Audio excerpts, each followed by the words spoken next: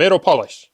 Polishing metal is different to polishing paint, and you can get the most amazing mirror shine if you do it right.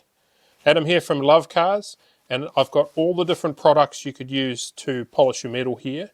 We're going to run you through them all and explain what they do, what you need, so you can decide which one's right for you. Now there's two types of metal polishing. You're either polishing by hand, in which you just need a metal polish like this and a decent microfiber cloth, or where you're polishing by machine, where you're using a buffing wheel on a sander grinder here, normally at around 3,500 RPM or higher for cutting, and a compound bar. You'll spread that over a little bit over the wheel, and then you're using it on this edge to cut away. Metal is a lot harder than paint, so this is a much more aggressive way to polish, which you need if you're going to make progress on hard metal, whether that's aluminium, which is softer, or stainless steel. Now, if you just want to get started, if you're doing it by hand, I would get these, the Pro 40 from Zephyr and the Pro 25. The Pro 40 is their #1 metal polish. It's very, very good.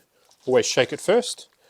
And the Pro 25 is a lower cut, higher shine polish. So the shine you get from that is going to be higher, and it is going to last a bit longer, but it's not going to have as much cut as the Pro 40. So it's really good to have both on hand to get that top result. That's by hand, and then I would use either a Rockcar Roadie microfiber cloth, or if you've got a lot of polishing to do, this here, the big roll of microfiber cloths from Zephyr.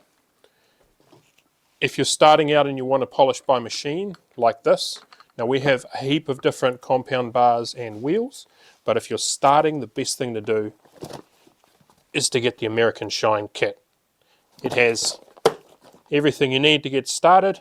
You just need to get yourself a sander grinder, and we've got some tips on those down below this video here. So if you've got a short attention span, either get the kit or get the polish and get polishing, you'll go well. For those of you who want to understand a bit more, I'm going to go into more detail now of all the different wheels, the different compound bars, polishes, and I'm going to go through all the kits, and I'm going to show you what you get in them, because we have smaller kits as well, like this one here for doing wheels on a drill. Really handy to have. So, but if you just want to get going, you can't go wrong with those.